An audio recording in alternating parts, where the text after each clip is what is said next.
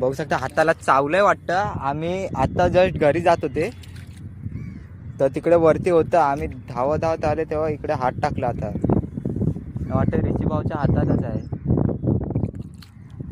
आणि एकदा आपला झेंडा बघा कसा 15 ऑगस्टच्या दिवशी लहरावतोय. सुजल भाऊ काढतात आहेत.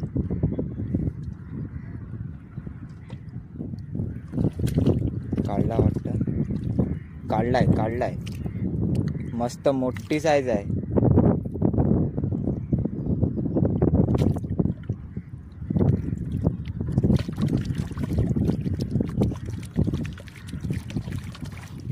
हे